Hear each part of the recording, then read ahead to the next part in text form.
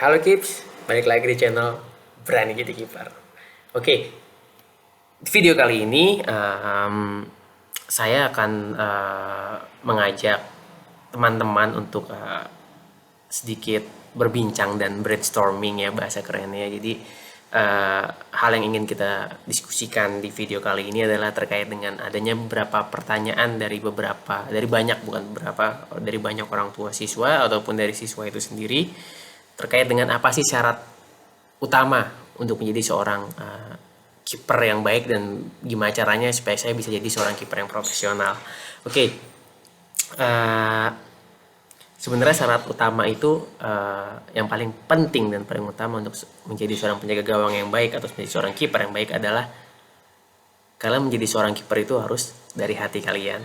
Kenapa? Karena gini loh, banyak nih ya siswa-siswa didik uh, yang datang ke saya pertama kali ini, misalnya baru pertama kali latihan, di hari pertama latihan itu ada selalu saya tanya satu pertanyaan yang yang paling mendasar.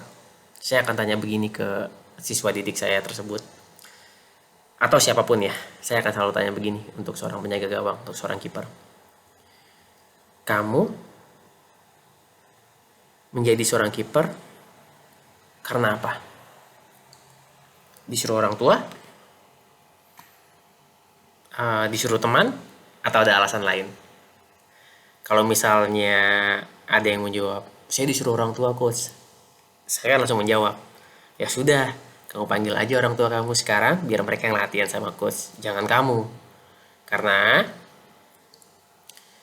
kan orang tua kamu yang pengen jadi kiper, bukan kamu. Itu.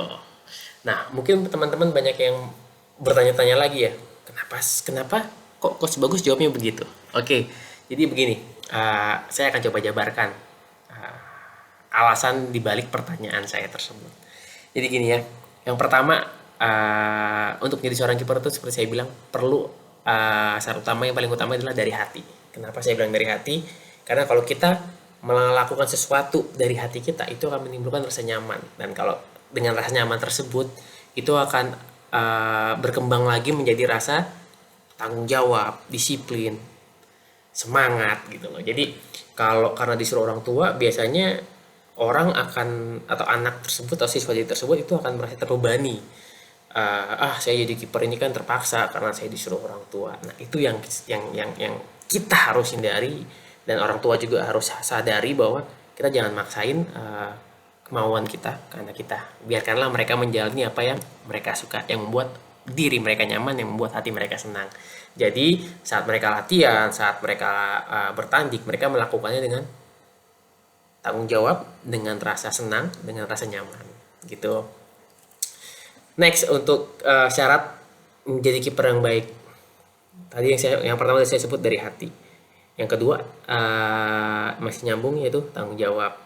Kenapa saya bilang tanggung jawab? Karena menjadi seorang kiper itu bertanggung jawab bukan hanya atas diri kalian sendiri, tapi juga keseluruhan tim.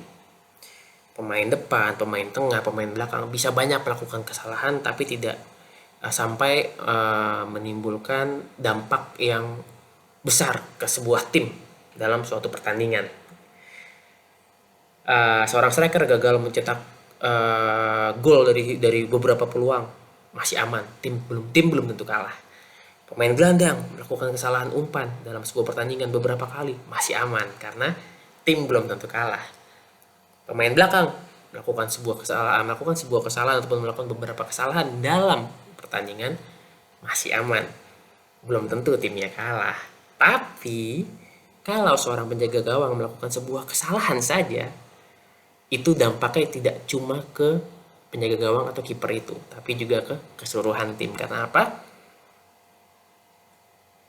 Tim bisa mengalami kekalahan apabila seorang kiper melakukan sebuah atau bahkan lebih dari satu kesalahan dalam sebuah pertandingan.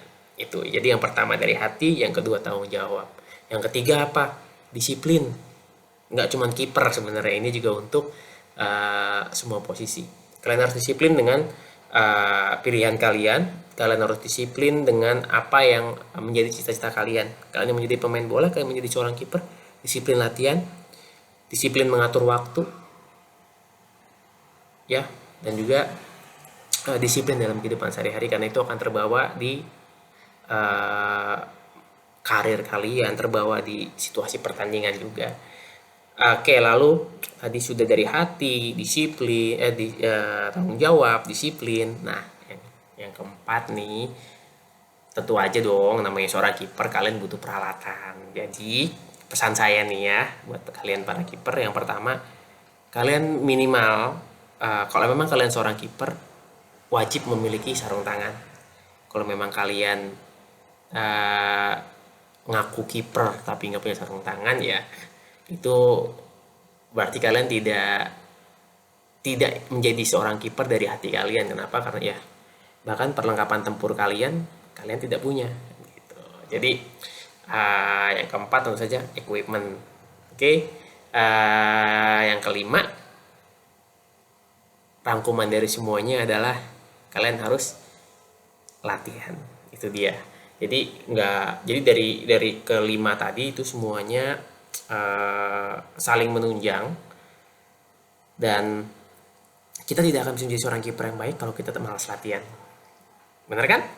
Jadi buat kalian para kiper di luar sana, jangan pernah berhenti latihan, terus gali potensi kalian, karena uh, kita kita sebagai seorang kiper itu dituntut untuk selalu tampil sempurna, walaupun kita hanya manusia biasa yang tidak sempurna, tapi kita dituntut untuk sempurna dalam mengawal gawang kita.